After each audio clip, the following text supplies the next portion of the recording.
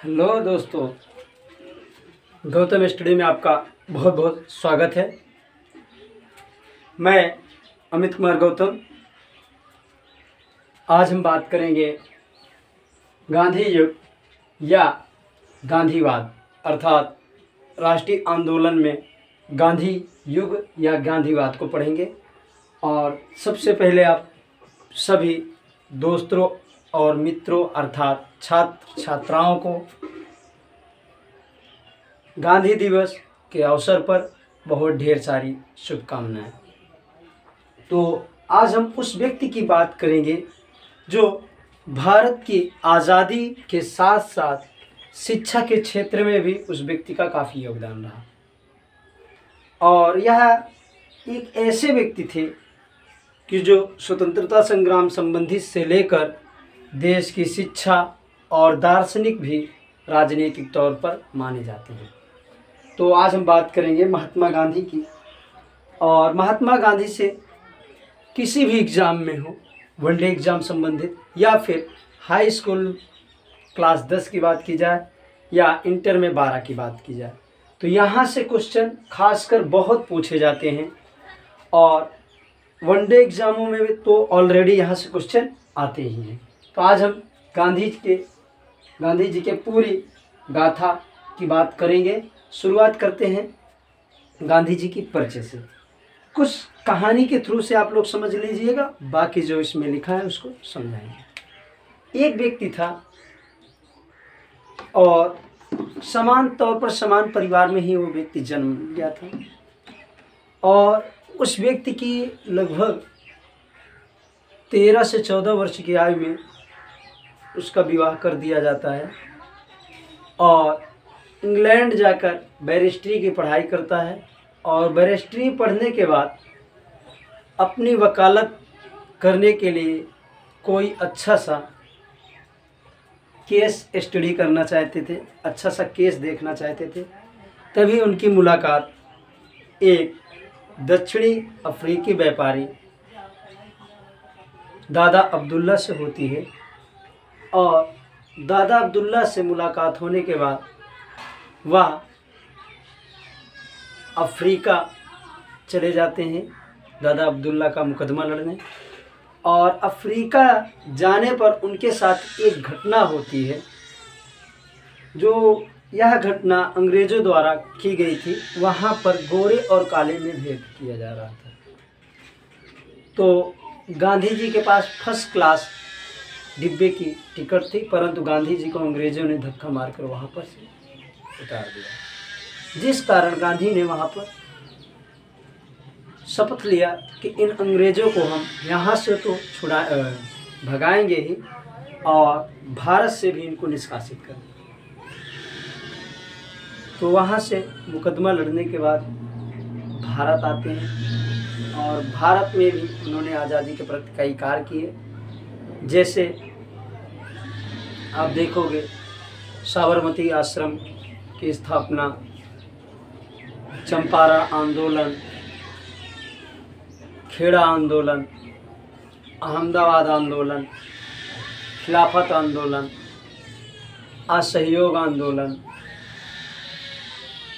सविनय अवज्ञा आंदोलन, भारत छोड़ो आंदोलन या व्यक्तिगत सत्याग्रह आंदोलन। और उसके साथ साथ भारत की आज़ादी में जो संविधान में बनाने की प्रोसेस थी, वह सबसे पहले गांधी जी से ही राय ली गई थी। और गांधी जी ने कहा था कि जब हमारे देश में इतना बड़ा विद्वान है या हो, तो हमें बाहरी देश से संविधान लिखने वाले व्यक्ति की लाने की क्या ज़रूरत है। और गांधी जी की ही सलाह पर डॉक्टर B.R. अम्बेडकर को चुना जाता है और उनके नेतृत्व में संविधान बनाया जाता है। हालांकि कुछ अम्बेडकर और गांधी जी के बाद बीच में काफ़ी विवादास्पद घटनाएं भी हैं, जिसमें गांधी के समर्थक अम्बेडकर के विरोधी होते हैं और अम्बेडकर के समर्थक गांधी के विरोधी होते हैं, ऐसा भी कहीं कहीं देखा जाता है। उसके साथ साथ में भगत सिंह और गांधी के समर्थकों में थोड़ा भी बहुत विरोध होता है, परंतु उस समय की परिस्थितियों को अगर देखा जाए तो ना अपने स्थान पर गांधी जी गलत थे और ना अपने स्थान पर अंबेडकर और भगत सिंह, क्योंकि गांधी जी एक समान क्लास से आते थे, समान परिवार से आते थे, और अंबेडकर जी एक बहुत ही निम्न क्लास से आते थे। तो जो व्यक्ति जिस क्लास में रहा है या फिर जिस परिस्थिति से गुजरा है, वह व्यक्ति ही उस परिस्थिति को समझ सकता था। अर्थात जैसे कि आप भूखे हो, भूख लगी है, तो आप ही भोजन की कीमत समझ सकते हो, या गरीब हो तो गरीबी की कीमत आप ही समझ सकते हो। पैसे वाला कोई अमीर व्यक्ति है या जो भूखा नहीं है, तो खाने की कदर या खाने की कीमत वो नहीं समझ सकता। तो दोनों अपने अपने क्षेत्र पर सही थे, तो क्रिटिसाइज कभी नहीं किया जाना चाहिए, परंतु लोगों की सोच। अब आते हैं हम क्लास पर अपने, बात करते हैं गांधी जी के जीवन परिचय से। गांधी जी का जन्म 2 अक्टूबर 1869 में पोरबंदर, कठियावाड़ जिले, गुजरात में हुआ था। याद रखिएगा, गांधी जी का जन्म से भी कभी कोई क्वेश्चन आता है तो 2 अक्टूबर 1869 में पोरबंदर, कठियावाड़ जिले, गुजरात में हुआ था। इनके पिताजी का नाम मोहनदास गांधी था और इनकी माता का नाम पुतलीबाई गांधी था। अब होता क्या है कि इनकी बहुत कम उम्र में, छोटी सी ही उम्र में इनका विवाह कर दिया जाता है। लगभग 13 से 14 वर्ष की उम्र में। कहीं पर घटनाएं आपकी 1883 दी रहती है, कहीं पर जैसे, और कहीं पर आपकी घटनाओं का डेट 1882 दिया है। जैसे कि मेरे पास 2 पुस्तकें हैं, एक महेश कुमार वर्डवाल की पुस्तक है, ठीक, और इस पुस्तक में 1883 दिया है, और एक पुस्तक है मेरे पास यूजीसी नेट की।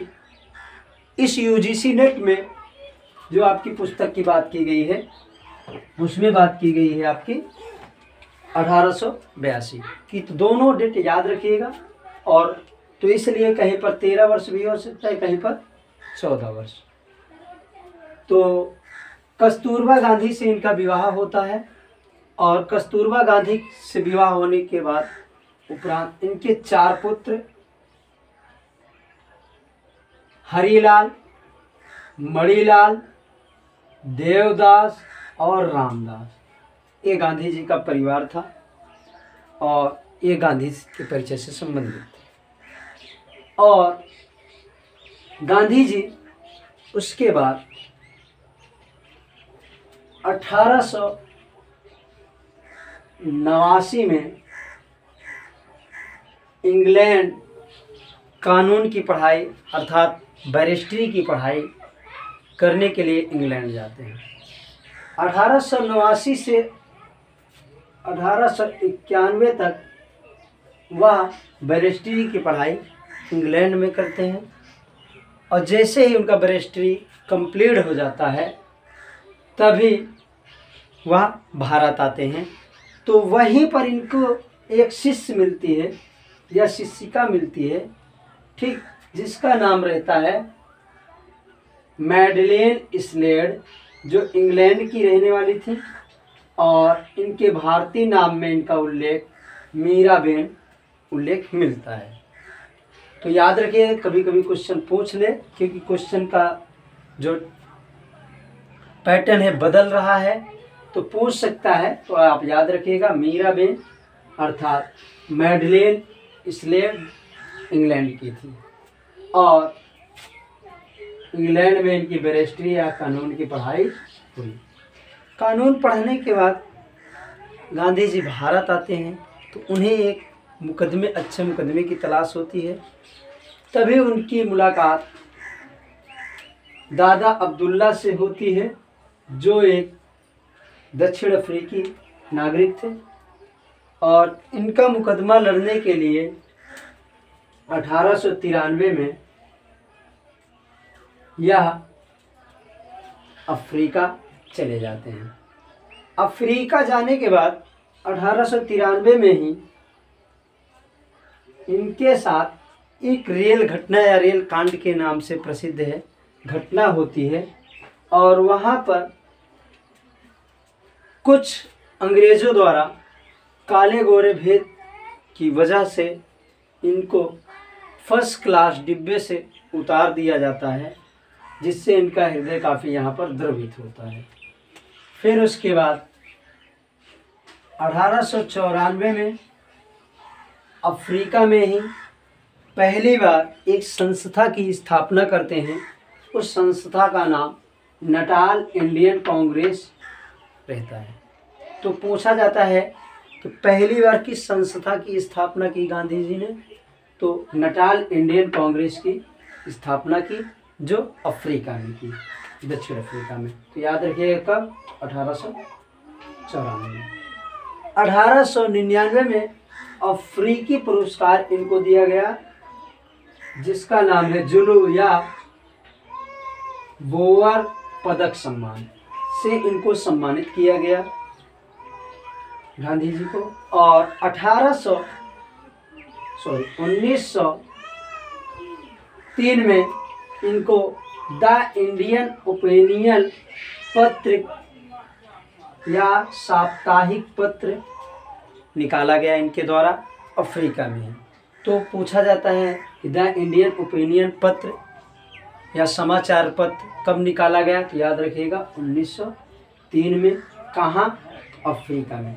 अब ये समाचार पत्र या पत्रिका होता क्या है, आपने देखा होगा जब आप अखबार लेते हैं तो आपको हफ्ते में अखबार में एक छोटी सी कॉमिक्स जैसे पत्र मिलता है, जिसमें कार्टून, राशियाँ और शिक्षा, दार्शनिक, राजनीतिक संबंधित लोगों का विचार लिखा रहता है, और कुछ घरेलू नुस्खे भी लिखे रहते हैं, और कुछ चुटकुले भी लिखे रहते हैं। आज भी देखते हो तो इसका प्रचलन है। तो वही पत्र का संपादन किया था। तो याद रखिएगा द इंडियन ओपिनियन पत्र या समाचार पत्रिका। ठीक है, आगे बढ़ते हैं। फिर इन्होंने 1904 में फिनिक्स आश्रम की स्थापना की, जो यह डरबन में अवस्थित है। कहाँ पर है, अफ्रीका के डरबन नामक स्थान पर अवस्थित है। तो याद रखिएगा फिनिक्स आश्रम की स्थापना की कब, पहला आश्रम इनका यही है। कब किया, 1904 में किया। फिर गांधी ने पहली बार सत्याग्रह का प्रयोग किए, जो वह प्रयोग था इनका 1906 में प्रथम बार सत्याग्रह का प्रयोग किया अफ्रीका में ही। तो पूछा जाता है, अगर भारत में पूछा जाए तो चंपारण, और पूछा जाए अफ्रीका से संबंधित तो प्रथम सत्याग्रह 1906 में। ठीक है ना। भारत का प्रथम सत्याग्रह 1917 में। तो याद रखिएगा। और सत्याग्रह का मतलब होता है सत्य को ग्रहण करना या सत्य को ग्रहण करके कार्यों का प्रयोग करना, जिसे सत्याग्रह कहा जाता है। ठीक है, तो याद रखिएगा।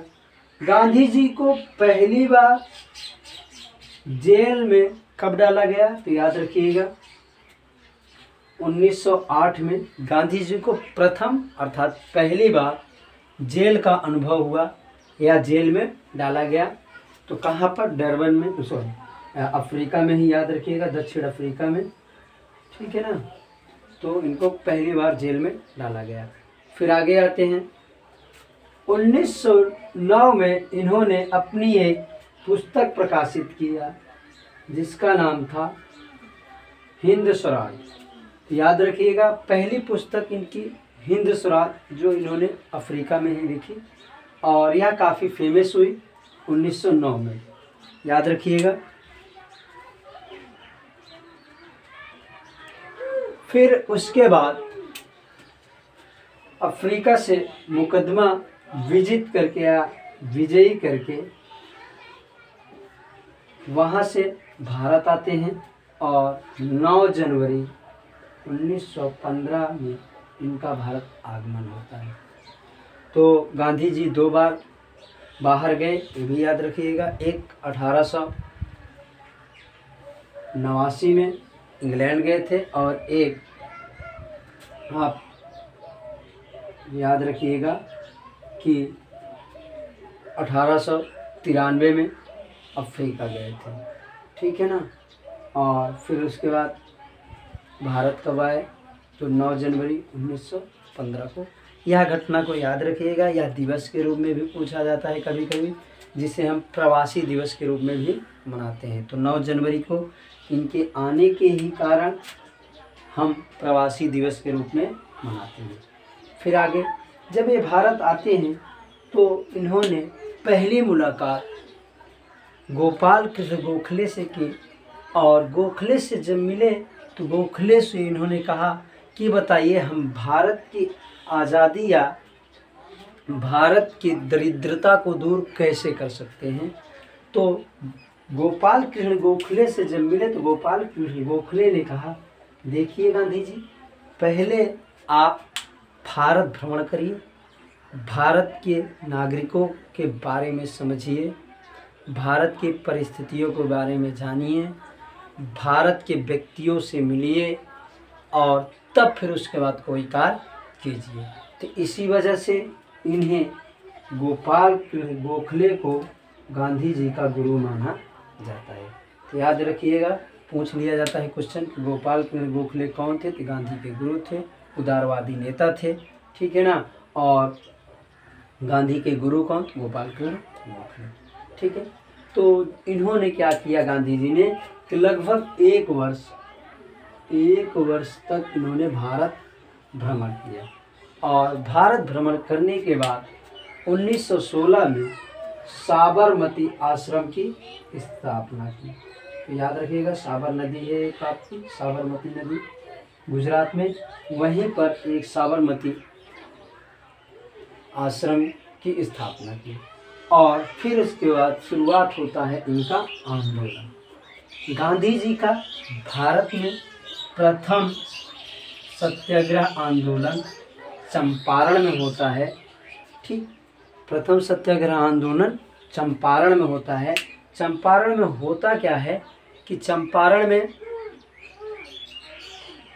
कृषि संबंधित जो कार्य किए जाते हैं, वहाँ नील की खेती होती थी, जिसे 3 कठिया प्रथा कहा जाता था।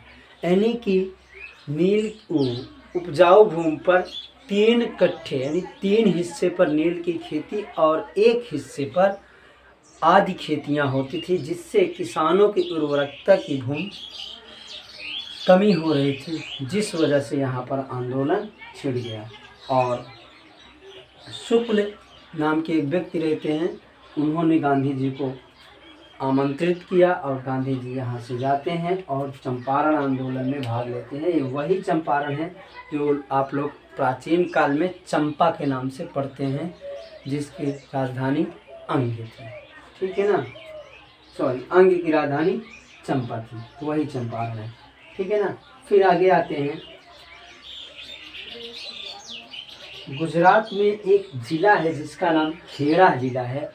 वहाँ पर क्या हुआ था कि वहाँ पर प्लेग फैल गया था, और प्लेग फैलने के कारण हुआ क्या कि वहाँ के मिल मजदूरों थोड़ा सा मिस्टेक हो गया, प्लेग नहीं फैला था, वहाँ पर प्राकृतिक आपदाएं आ गई थी, जिस कारण वहाँ की खेतियाँ बिल्कुल नष्ट हो गई थी। और यहीं पर किसानों ने आंदोलन किया। तो किसानों ने जो आंदोलन किया उसमें भाग लेने वाले एक व्यक्ति थे जिनका नाम था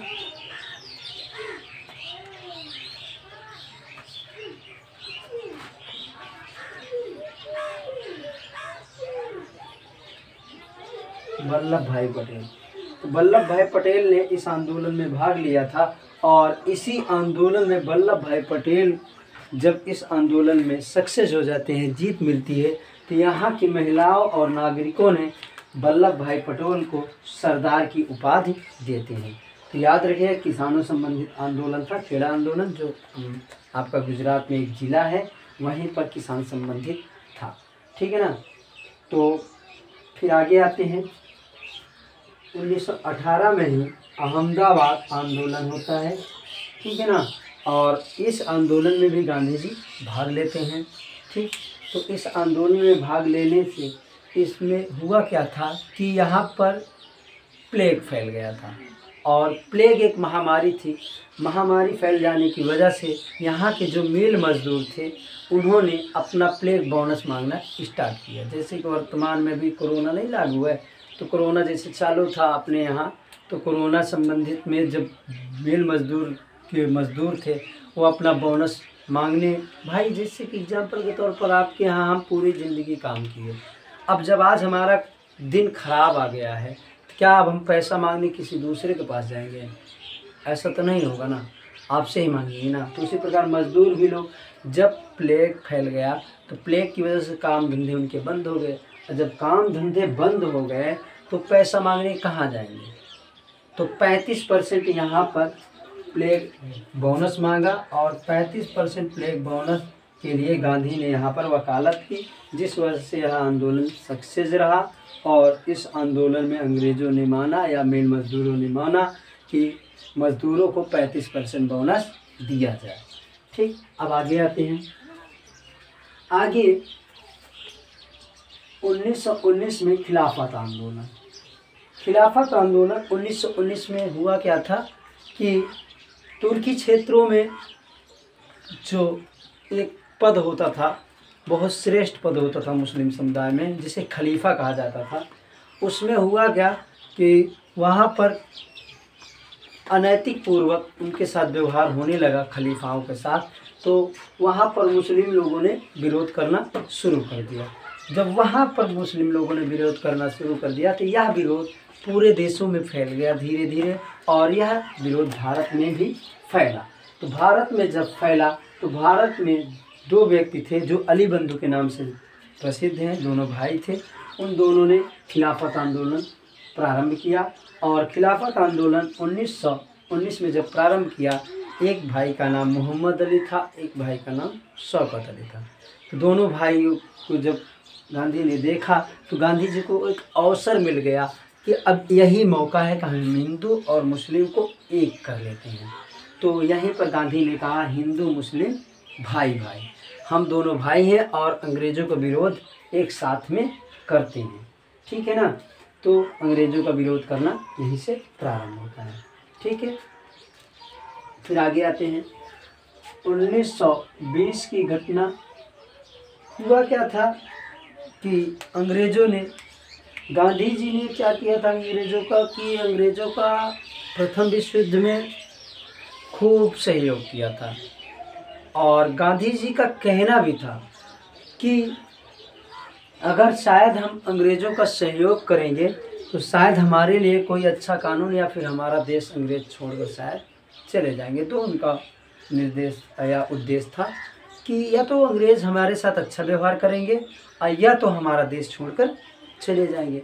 परंतु उसके विपरीत अंग्रेज़ों ने, जैसे ही प्रथम विश्व युद्ध खत्म हुआ, उसके विपरीत एक कानून ला दिए, और कानून था रॉलेट एक्ट। इसको हम राष्ट्रवाद आंदोलन में बताएंगे। रॉलेट एक्ट था, और रॉलेट एक्ट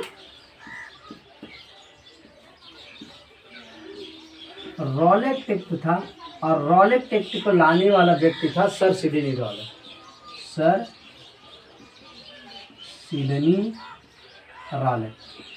सिडनी रॉलेट था, और जिसके नाम पर यह रॉलेट एक्ट पड़ा। इसमें क्या था कि किसी भी व्यक्ति को शक के आधार पर गिरफ्तार कर लिया जा सकता था।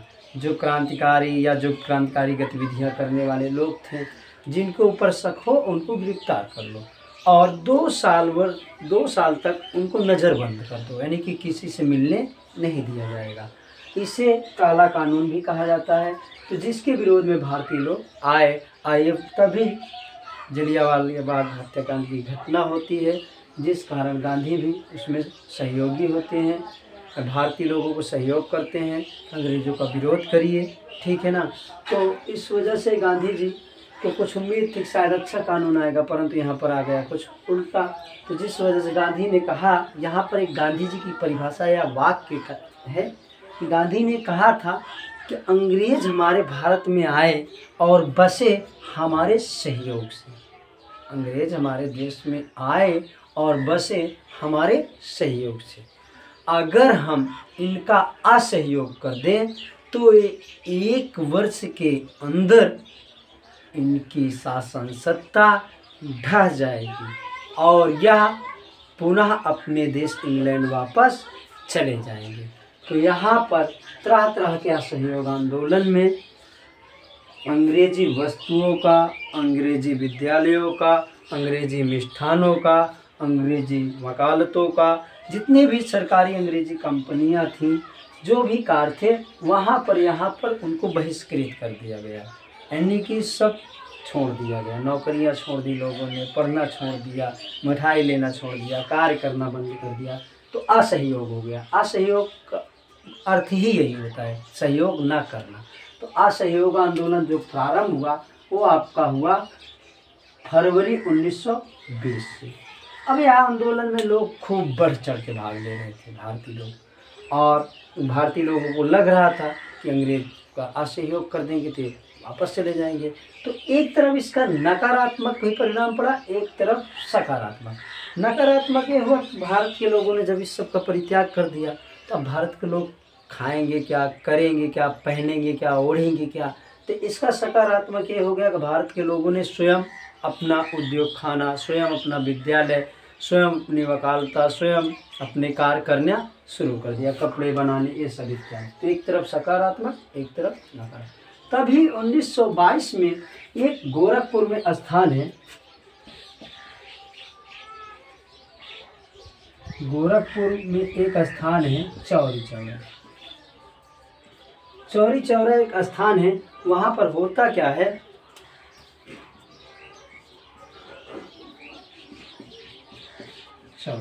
यहाँ पर होता क्या है कि एक ईसाई, अर्थात जो आप लोग गांव की भाषा में बड़ा दरोगा या फिर ऐसो कहते हो, वो था, और 11 सिपाही थे। उन्होंने असहयोग आंदोलन कर्मियों के ऊपर गए और लाठी बरसा दी। असहयोग आंदोलन कर्मी जा रहे थे और पुलिसों ने लाठी बरसा दी। जैसे पुलिसों ने लाठी बरसा दी तो यहाँ पर असहयोग आंदोलन कर्मी उग्र हो गए, और यहाँ पर जब उग्र हो गए तो उन 21 सिपाही और एक इसो जो चलाने वाला था, ठीक है ना, उनको क्या किया कि उसी जेल में बंद किया, और बंद करने के बाद 5 फरवरी को क्या किया गया 1922 को, उनको वहीं जेल में जिंदा जला दिया गया। जैसे ही जिंदा जला दिया गया वैसे ही इस सूचना गांधी जी को मिली, और गांधी जी को जैसे मिली, गांधी जी ने 11 फरवरी 1922 को गांधी जी ने अपना असहयोग आंदोलन वापस ले लिया। गांधी जी देखिए बहुत शातिर और बहुत होशियार व्यक्ति थे। गांधी जी का 2 कहना था।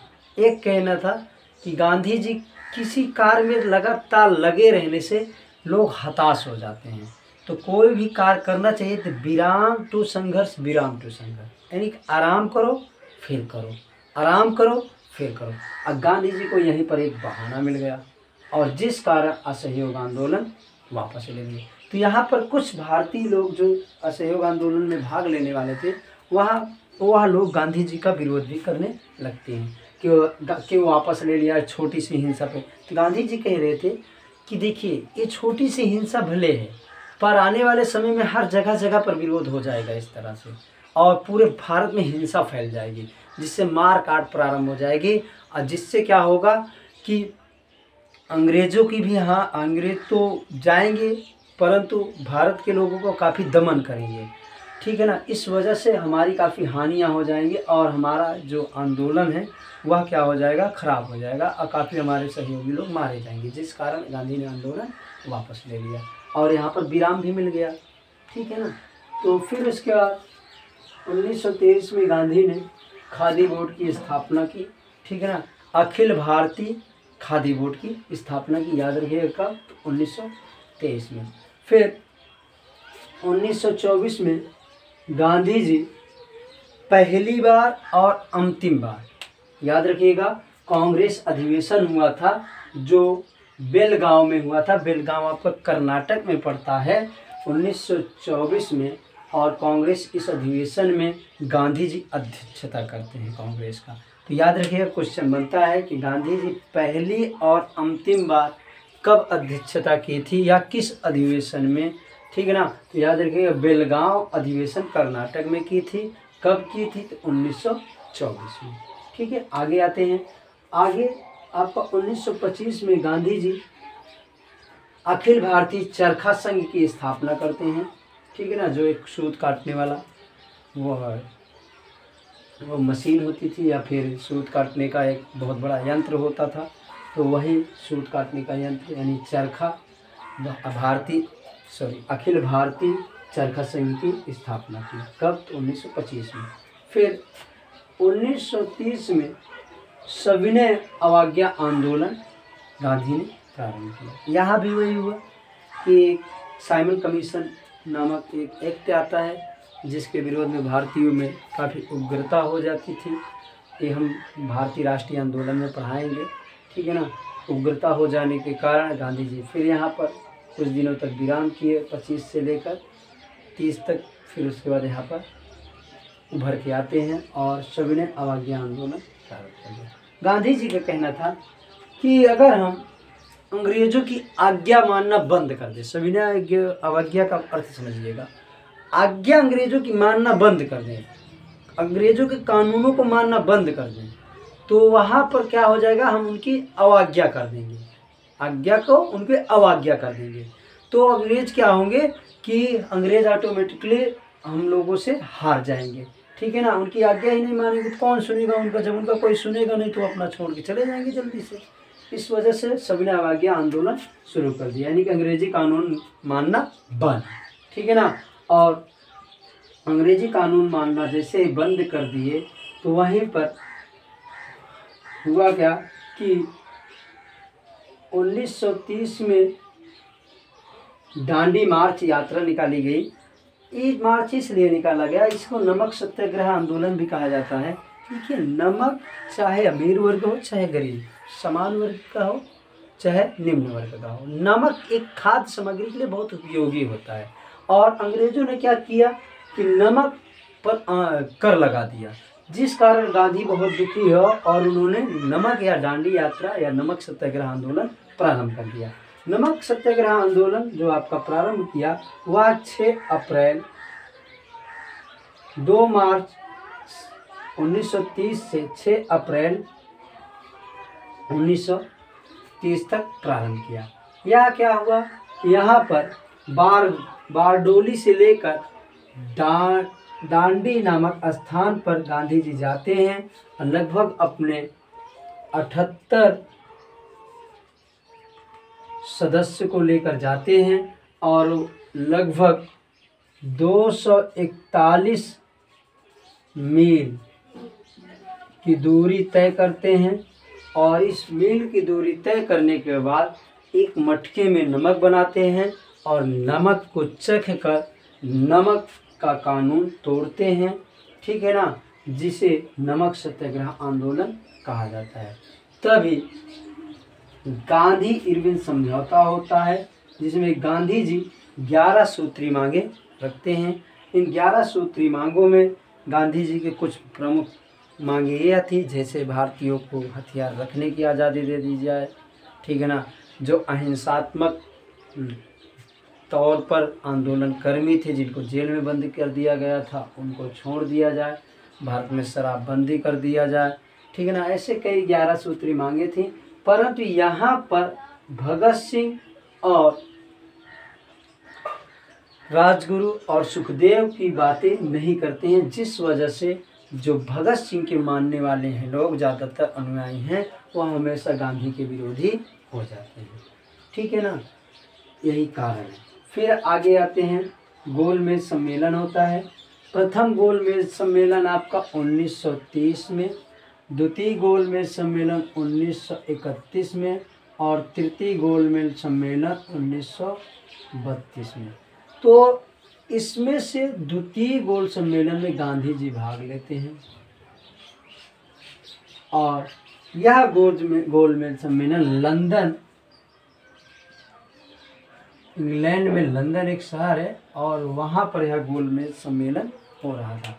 तो पूछा जाता है गांधी जी किस आंदोलन में किस गोलमेज सम्मेलन में भाग लिए थे। ये हुआ प्रथम, ये हुआ द्वितीय और ये हुआ आपका तृतीय। तो द्वितीय गोलमेज सम्मेलन में भाग लिए थे। और कौन ऐसे व्यक्ति थे कि जो तीनों गोलमेज सम्मेलन में भाग लिए थे? तो याद रखिएगा, तीनों गोलमेज सम्मेलन में बाबा साहब डॉक्टर भीमराव अंबेडकर। तो यह व्यक्ति थे जो तीनों गोलमेज सम्मेलन में भाग लेते हैं, याद रखिएगा। ठीक है,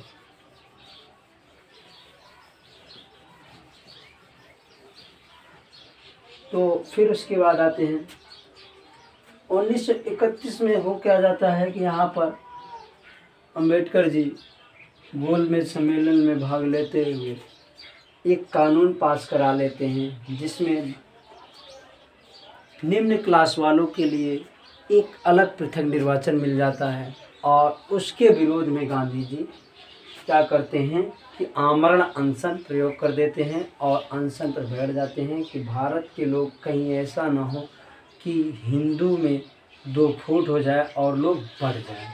तो यहीं पर इसको किसी दिन एक अलग से क्लास लेकर आएंगे जहाँ पर टॉपिक करेंगे पूना पैक्ट संबंधी। ठीक है ना। तो यहाँ पर क्या होता है तो 1932 में गांधी और अंबेडकर के बीच में एक जो पृथक निर्वाचन संबंधित विवाद था वो पूना पैक्ट के समझौता होता है, जो 26 सितंबर 1932 में, जिसे पूना पैक्ट के नाम से जाना जाता है। ठीक है। फिर उसके बाद 1937 में गांधी जी द्वारा चुनाव परिषद में खड़े किए गए एक व्यक्ति थे जिनका नाम था रामा पट्टाभी सीतारमैया।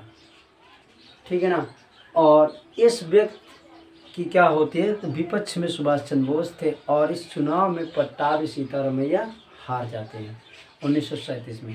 तो गांधी जी के द्वारा किए गए खड़े व्यक्ति की हार हो जाती है और गांधी जी यहाँ पर दुखी हो जाते हैं और गांधी जी कहते हैं कि पट्टाभी सीतारमैया की हार हमारी हार, जिस कारण सुभाष चंद्र बोस दुखी होकर बोले सुभाष चंद्र बोस कि अगर बापूजी ही या राष्ट्रपिता ही दुखी हैं तो हमारी ऐसे जीत से कोई मतलब नहीं है, और जिस वजह से इस पद का परित्याग कर देते हैं सुभाष चंद्र बोस। ठीक है ना। तो यहाँ पर भी आप लोग देखते हैं। फिर पूना पैक्ट में ही आपको 71 सीटों को बढ़ाकर 147 सीटें दलितों की कर दी जाती है। ठीक है ना। ये आपकी पूना पैक्ट संबंधित बातें रही। अब आते हैं भारत छोड़ो या व्यक्तिगत सत्याग्रह आंदोलन। ठीक है ना। भारत छोड़ो या व्यक्तिगत सत्याग्रह ऐसे कैसे इसका दो नाम हो गया। भारत छोड़ो आंदोलन में हुआ क्या कि गांधी ने कहा कि अगर इस बार हम लोग पकड़े जाते हैं, मान लो कि बड़े बड़े नेताओं या बड़े बड़े राजनीतिक नेताओं को अगर कोई पकड़ लेता है तो आंदोलन बंद नहीं होना चाहिए, आंदोलन चालू रहे और स्वयं अपने व्यक्तिगत रूप से चालू करें, हर कोई अपना दायित्व समझे। और यहीं पर दिल्ली चलो, दिल्ली चलो और भारत छोड़ो आंदोलन नाम दिया गया। अंग्रेजों भारत छोड़ो, नाम ही समझ जाइएगा, भारत छोड़ो का मतलब अंग्रेजों भारत छोड़ो आंदोलन। ठीक है ना। और व्यक्तिगत सत्याग्रह का मतलब सभी लोग अपना अपना व्यक्तित्व स्वयं समझें। ठीक, इस आंदोलन का कि पता लगा बड़े राजनेता लोग या फिर बड़े आंदोलन कर्मी लोग गिरफ्तार हुए तो आंदोलन ठप नहीं। गांधी ने कहा हुआ वही भी, जो जहाँ पर था उसको वहीं गिरफ्तार भी कर लिया गया, ठीक है ना। तो यहाँ पर फिर कई लोगों ने आराम से अपना नेतृत्व किया व्यक्तिगत रूप से रेडियो के माध्यम से, ठीक है ना। जवाहरलाल नेहरू को इलाहाबाद में गिरफ्तार कर लिया गया था, ठीक है। विनोबा भावे को पत्रिका के माध्यम से, रेडियो के तार सप्ताह के माध्यम से, इन सब के माध्यम से आंदोलन प्रारंभ रहा। और हुआ क्या कि 30 जनवरी 1948 को एक व्यक्ति था जिसका नाम था नाथूराम गोडसे, उस व्यक्ति द्वारा महात्मा गांधी की हत्या कर दी जाती है, ठीक है ना।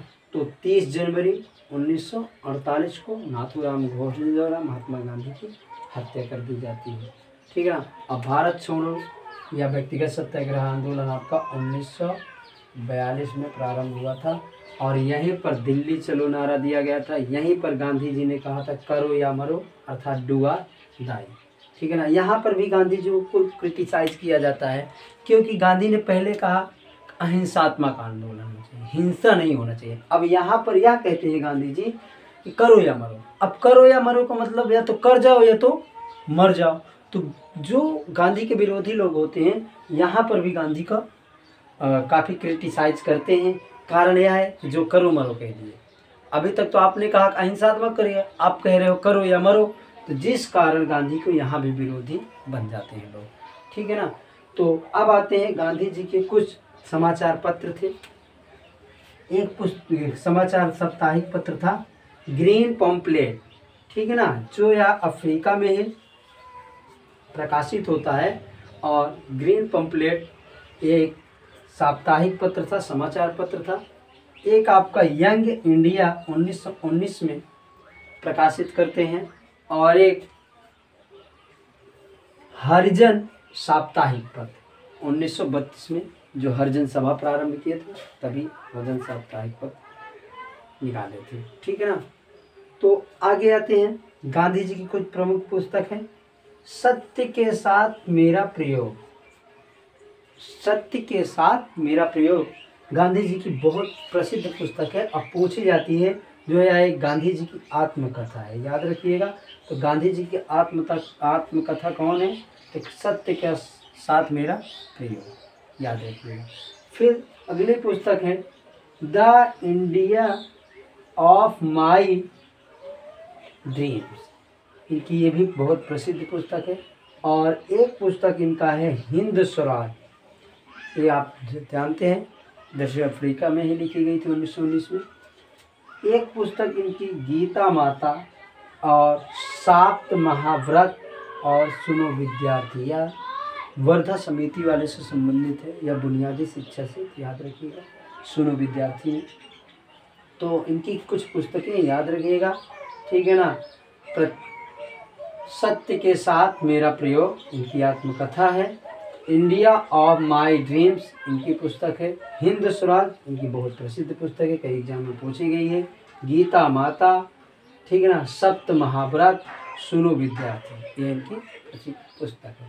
अब गांधी जी की कुछ उपाधियों की भी बात कर लेते हैं, ठीक है ना।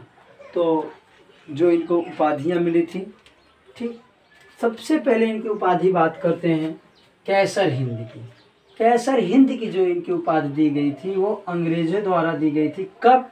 तो जब भारतीय लोगों को ये प्रथम विश्व युद्ध में भेज रहे थे अंग्रेजों की तरफ से लड़ने के लिए, तो अंग्रेजों ने इनको खुश होकर कैसर हिंद की उपाधि दे दी थी। कब? प्रथम विश्व युद्ध के सहयोग में। फिर भारतीयों ने इनको उपाधि दी थी एक प्रथम विश्व युद्ध के समय में ही भर्ती करने वाला सर्जन, ठीक। तो कब? प्रथम विश्व युद्ध के समय में भारतीयों द्वारा दी गई उपाधि। फिर अफ्रीकन के क्षेत्र के लोग इनको भंगी शिरोमणि कहते थे, ठीक, इस नाम से उपाधि दी गई थी, ठीक। और भारत के प्रथम राष्ट्रपति डॉक्टर राजेंद्र प्रसाद इन्हें आधुनिक युग के अज्ञात व्यक्ति के नाम की संज्ञा दी या उपाधि दी। और जवाहरलाल भारत के प्रथम प्रधानमंत्री JL नेहरू ने इन्हें बापू की संज्ञा दी या बापू की उपाधि दी। और विंस्टन चर्चिल ने इन्हें देशद्रोही या नंगा फकीर कहा, ठीक है ना। विंस्टन चर्चिल ने इन्हें देशद्रोही या नंगा फकीर कहा। मदन मोहन मालवीय ने इन्हें भिखारियों का राजा कहा, याद रखिएगा। और सुभाष चंद्र बोस ने इन्हें राष्ट्रपिता कहा, ठीक। और रविन्द्रनाथ टैगोर ने इन्हें महात्मा कहा। तो ये कुछ उपाधियां हैं और ये इनकी कुछ पुस्तकें हैं, कुछ समाचार पत्र हैं। गांधी से संबंधित इतने जो आपके टॉपिक थे सभी हमने बता दिया। अगर आपको वीडियो कैसा लगा एक कमेंट में ज़रूर बताइएगा। देखिए हम 6-6, 5-5 पुस्तकों को लेकर मुख्य टॉपिक और बहुत एग्जैक्ट टॉपिक जो एकदम ठीक रहता है वही टॉपिक हम आप लोगों को पढ़ाते हैं। तो इस वजह से आप हमारी सपोर्ट के लिए कम से कम वीडियो को कमेंट वीडियो में किया करें और लाइक किया करें, चैनल को सब्सक्राइब किया करें और मित्रों में शेयर करें। हम आपके हमेशा आभारी रहेंगे। देखिए इतने मेहनत में हम आपसे कुछ मांग नहीं रहे हैं, बस यही मांग रहे हैं हमारे उत्साहवर्धन के लिए आप लोग सब्सक्राइब और लाइक कमेंट ज़रूर किया करिएगा। बाकी आपसे हम कोई मनी या कोई किसी प्रकार की मांग नहीं कर रहे हैं, ठीक है ना। वीडियो आपको पसंद आए तो ज़रूर करिएगा, ठीक है ना। धन्यवाद।